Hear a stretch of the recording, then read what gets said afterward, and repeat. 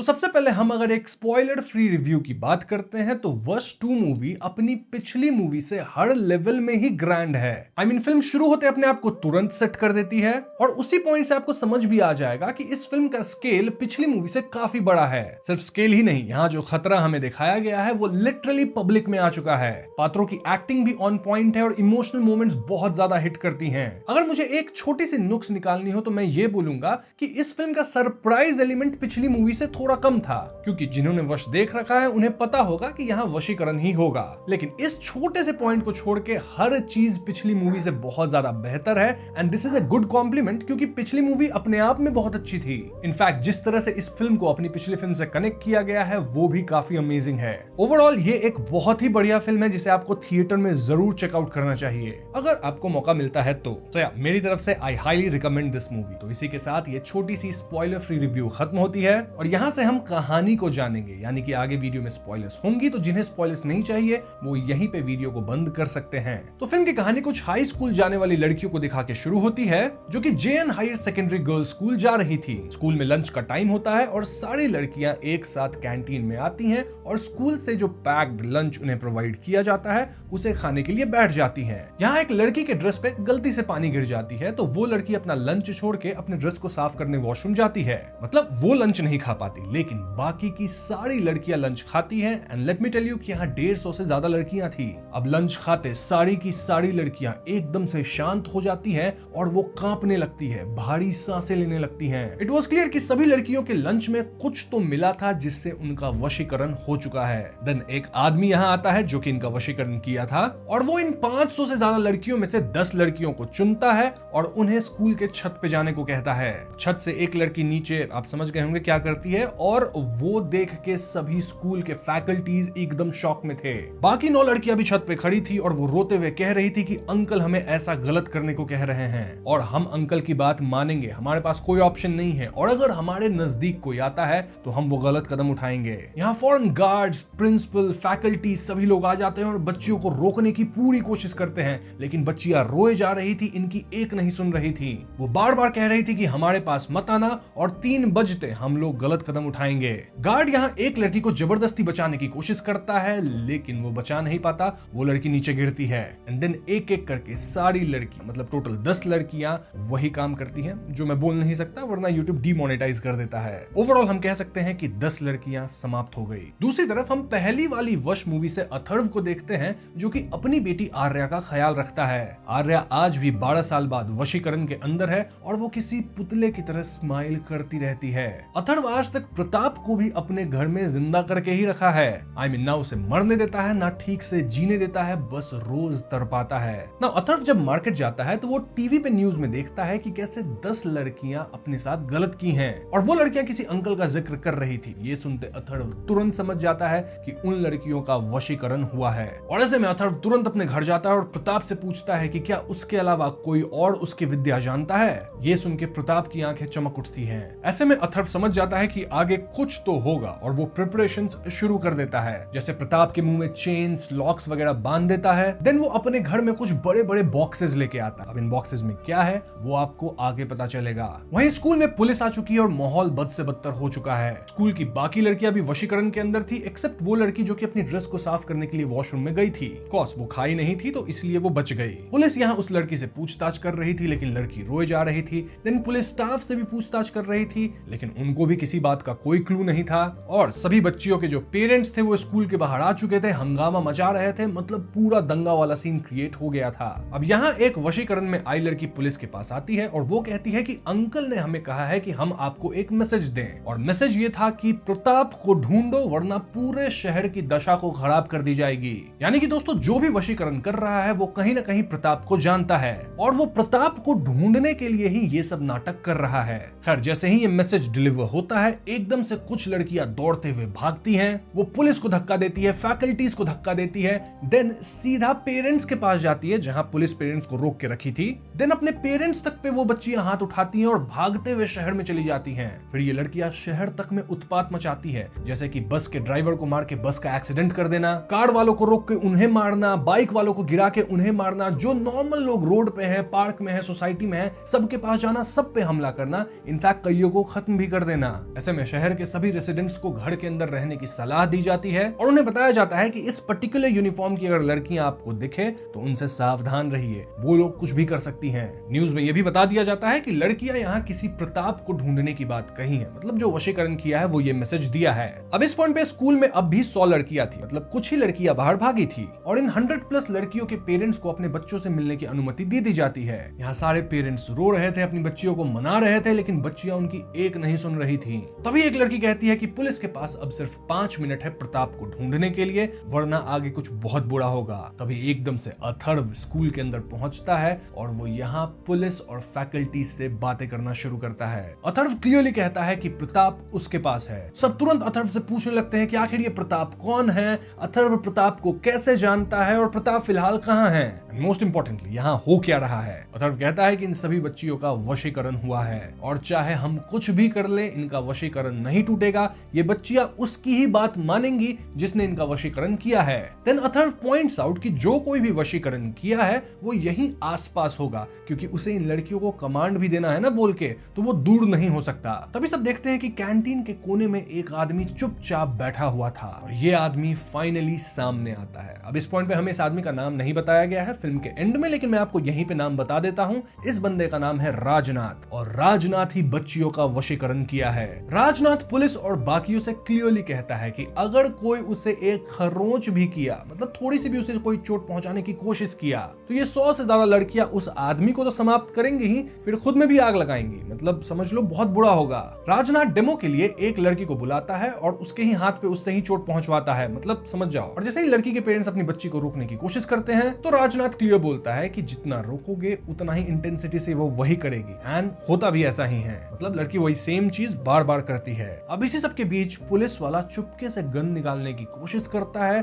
ताकि वो राजनाथ पे हमला कर सके, लेकिन एक लड़की ना सिर्फ उसे रोकती है बल्कि पुलिस वाले को बहुत बुरी तरह से चोटिल कर देती है। राजनाथ यहाँ एक ऐसी बच्ची को बुलाता है जिसे गन चलाना आता था, वो क्लब वगैरह में सीखी थी, और वो इस बच्ची के हाथ में पुलिस की गन देता है। देन वो सभी पेरेंट्स को यहाँ से निकलने को कहता है क्योंकि राजनाथ को अथर्व से अकेले में बात करनी थी विदाउट एनी डिस्टर्बेंस। जो भी पेरेंट्स यहाँ रो रहे थे, शोर कर रहे थे या बाहर नहीं जा रहे थे, राजनाथ उन पे गन वाली बच्ची से गोली चलवा देता है। इनफैक्ट उस बच्ची के अपने पेरेंट्स को ही खत्म करवाता है उस बच्ची के हाथ से। इसके परिणाम अनुसार कुछ लोग खत्म होते हैं और बाकी पेरेंट्स डर के तुरंत बाहर भागते हैं। तो फाइनली राजनाथ और अथर्व एक दूसरे के सामने थे, एकांत में थे, और राजनाथ यहाँ अथर्व से पूछता है कि प्रताप कहाँ है। अथर्व बिना डरे कहता है कि प्रताप उसके कब्जे में पिछले 12 साल से है। अथर्व बताता है कि उसकी बेटी आर्या भी पिछले 12 साल से वशीकरण में ही फंसी हुई है, और अगर राजनाथ अथर्व की बेटी का वशीकरण तोड़ देगा तो अथर्व प्रताप को उसके हवाले कर देगा। ये सुन के राजनाथ भड़कता है, एज कोई उसे इस तरह से ऑर्डर नहीं दे सकता, लेकिन फॉर सम रीजन राजनाथ को प्रताप डेस्परेटली चाहिए था। राजनाथ बताता है कि प्रताप उसके गुरु जैसा है, बड़े भाई जैसा है, एंड ही सरप्राइज कि अथर्व एक सिंपल आदमी प्रताप को कैसे मात दे दिया, कैसे उसे हरा दिया, क्योंकि जहां तक बात वशीकरण की है तो उसमें प्रताप राजनाथ से भी एक कदम आगे है, लेकिन बात जब विकृति या क्रूरता की आती है तो उसमें राजनाथ प्रताप से आगे है। खैर यहाँ बातचीत के बाद राजनाथ अग्री कर जाता है कि वो अथर्व की बेटी का वशीकरण तोड़ेगा और बदले में अथर्व उसे प्रताप सौंप देगा। बस फिर क्या था, राजनाथ यहाँ सारी लड़कियों को स्कूल के बस में बैठने को कहता है और वो अथर्व के साथ उसकी घर की ओर जाने का प्लान करता है क्योंकि वहीं पे प्रताप है। मीनवाइल वो प्रिंसिपल मैडम से कहता है कि बस का जुगाड़ करवाओ, मीडिया को संभालो, पेरेंट्स को संभालो, कोई भी मेरे पीछे आने नहीं चाहिए। राजनाथ वाज लाइक कि मुझे पता है बस में ट्रैकर है, तुम लोग मुझे लोकेट कर लोगे, लेकिन सिर्फ ट्रैक ही करना, पीछे मत आना, क्योंकि अगर पीछे आए तो इन बच्चियों की जान मेरे हाथ में है। तो इसके बाद सारी बच्चियां देन अथर्व और राजनाथ बस में जाने लगते हैं, और यहाँ अथर्व और राजनाथ के बीच कुछ बातें होती हैं जो कि काफी इंटरेस्टिंग है। मैं आपको एक एक करके पॉइंट वाइज बताता हूँ। तो सबसे पहला सवाल ये था कि राजनाथ 12 साल बाद प्रताप को ढूंढने क्यों आया है। दरअसल इनिशियली जब प्रताप गायब हुआ था तो राजनाथ उसको कॉल करता था, लेकिन प्रताप फोन नहीं उठाता था। राजनाथ प्रताप के घर नहीं जा सकता था क्योंकि प्रताप के घर पे उसकी वशीकरण वाली लड़कियां होंगी जो कि उस पर हमला कर देंगी अगर वो घर में घुसा। लेकिन कुछ समय बाद राजनाथ प्रताप के घर पे गया और वो पाया कि प्रताप तो वहां है नहीं, साथ ही उसकी वशीकरण वाली लड़कियां भी नहीं है। ऐसे में राजनाथ को लगा कि प्रताप किसी तरह की सिद्धि पाने गया होगा। इनफैक्ट इससे पहले भी प्रताप सिद्धि पाने के लिए एक बार कहीं बाहर गया था, जिसके लिए वो 2.5 साल तक एक ही जगह पे बैठ के तप किया था। तो हाँ, ऐसा ही कुछ करने के लिए शायद प्रताप गया होगा। ये सोच के राजनाथ कुछ साल और रुका, लेकिन जब प्रताप वापस नहीं आया तो पिछले 2 साल से राजनाथ प्रताप को ढूंढना शुरू किया। उसे प्रताप नहीं मिला, जिसके कारण फाइनली उसे पब्लिक में अपनी पावर का प्रदर्शन करना पड़ा, जो कि यूजुअली मना है इनके विद्या में। लेकिन उसे ये कठोर कदम उठाना पड़ा, क्योंकि उसे पता था जनरली वो नहीं खोज पाएगा प्रताप को। एंड उसका जो कदम वो उठाया वो कहीं ना कहीं बेनिफिशियल हुआ, क्योंकि अब उसे प्रताप का पता मिल रहा है। रही बात यह कि राजनाथ प्रताप को इतनी बेचैनी से क्यों ढूंढ रहा है, तो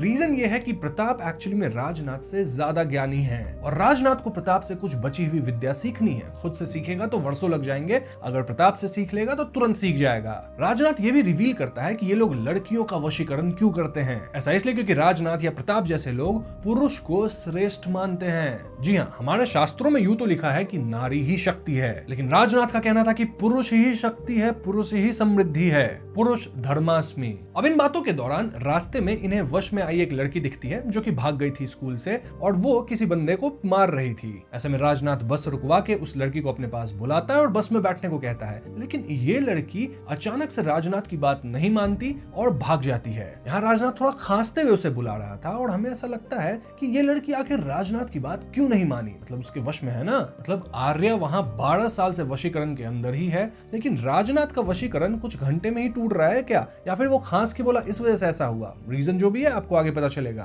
फॉर नाउ ये लोग अथर्व के घर पहुंच जाते हैं। राजनाथ यहाँ कुछ लड़कियों को अपने साथ घर के अंदर आने कहता है, और बाकियों को घर के पूरे चारों तरफ घेरा बना के प्रोटेक्शन के लिए, मतलब सिक्योरिटी के लिए रहने को कहता है कि कोई और अंदर ना आए। नाउ फाइनली राजनाथ यहाँ आर्या को देखता है, जो कि पिछले 12 साल से एक ही वे में सिर्फ स्माइल करती है और कुछ नहीं। राजनाथ कहता है कि इतना लंबा वशीकरण तो पॉसिबल ही नहीं है, और ऐसे ही उच्च विद्या उसे प्रताप से सीखनी है, क्योंकि ऑफ कोर्स राजनाथ के हिसाब से प्रताप इस विद्या में ज्यादा ताकतवर है। इसके बाद अथर्व राजनाथ को उस कमरे में लेके जाता है जिस कमरे में प्रताप पूरी तरह से बंधा हुआ था। राजनाथ यहाँ प्रताप को इस गंदे हालत में देख के अथर्व पे पूरा भड़कता है, लेकिन डील ये था कि पहले राजनाथ को आर्या का वशीकरण खत्म करना होगा, देन अथर्व प्रताप को छोड़ देगा। इस पॉइंट पे राजनाथ एक्सप्लेन करता है कि जो भी वशीकरण करता है और जिसका वशीकरण हुआ है, वो लोग अगर दूर हो गए तो कुछ घंटों बाद वशीकरण खत्म हो जाता है, उतर जाता है। अलग होने पे ये वशीकरण 2-4 घंटे ही चलता है, एंड एट मैक्स 24 घंटे चलेगा। तभी तो रास्ते में एक लड़की जो कि वशीकरण में थी, लेकिन तुरंत से वो अपने होश में आ गई और राजनाथ की बात नहीं मानी, क्योंकि वो राजनाथ से दूर थी, शहर के अंदर थी, और ऐसे में उसका वशीकरण टूट गया। अब प्रताप का वशीकरण भले राजनाथ से स्ट्रॉन्ग हो सकता है, लेकिन फिर भी 12 साल तक तो नहीं चल सकता। ऐसा सिर्फ इसलिए हो सकता है क्योंकि अथर्व किसी न किसी तरह से प्रताप के ऋण के अंदर है। ऋण बोले तो किसी तरह का उधार है अथर्व पे प्रताप का। तो जैसे ही अथर्व अपना ऋण या उधार चुकता करेगा, आर्या का वशीकरण टूट जाएगा। अब अथर्व के सर पे प्रताप का कोई उधार तो था नहीं, लेकिन फिर अथर्व याद करता है कि पिछली मूवी के अंदर वो प्रताप से 10 रुपए की चाय पी लिया था, मतलब प्रताप ही चाय के लिए 10 रुपए पे किया था। तो अब अथर्व को प्रताप को ये 10 रुपए वापस करने होंगे, 10 ही रुपए वापस करने होंगे। 500 के नोट आप नहीं दे सकते, 11 रुपए नहीं दे सकते, एग्जैक्ट 10 रुपीज। बस फिर क्या था, अथर्व यहाँ अपनी बेटी को नीचे लाता है, फिर घर में 10 रुपए ढूंढता है, और इस 10 रुपए को देके वो प्रताप के हाथ में डाल देता है, उसे जगा के। अब तक प्रताप सो रहा था, क्योंकि उसे खाना पीना मिलता नहीं, बेहोश रहता है। तो हाँ, अथर्व के सर पे जो उधार था 10 रुपए का, वो कहीं ना कहीं खत्म हो गया है, प्रताप भी होश में आ गया है। और अब राजनाथ कहता है अथर्व से कि अपनी बेटी को झकझोरो, जगाओ, उसे थप्पड़ मारो, कुछ भी करो, लेकिन उसे होश में लाने की कोशिश करो। उसका वशीकरण टूट गया है, 12 साल से थी वशीकरण में, तो थोड़ा समय लगेगा, वापस आ जाएगी। तो अथर्व यही सब करता है, एंड वाकई में आर्या अपने होश में आ जाती है। जी हाँ दोस्तों, 12 साल बाद आर्या ठीक हो चुकी थी, और वो अपने आप पे भरोसा नहीं कर रही थी, रोए जा रही थी, उसके अंदर ढेर सारे इमोशंस थे। अथर्व भी रोए जा रहा था। This was a very emotional scene. अब अगर आपको याद हो तो पिछली मूवी में आर्या ऐसा कुछ की थी, जिसके कारण उसके सुनने की शक्ति तो खत्म हो गई है। अब आर्या यहाँ प्रताप को देखती है और गुस्से में उस पर चिल्लाना शुरू करती है। क्यों? क्योंकि आर्या को याद था कि उसकी जो ये हालत हुई है वो प्रताप के कारण ही हुई है। अथर्व अपनी बेटी आर्या को संभालते हुए व्हील चेयर पे बिठा के इस कमरे से बाहर निकाल के ले जाता है ना। क्योंकि राजनाथ अपना वादा पूरा कर चुका था, तो वो अथर्व को कहता है कि चलो अब प्रताप को फ्री कर दो। अथर्व तुरंत राजनाथ को प्रताप को खोलने की चाबी देता है, और राजनाथ एक लड़की से कह के प्रताप को खुलवाता है, आजाद करता है। अब जैसे प्रताप के मुंह का बंधन खुलता है, राजनाथ को पता चलता है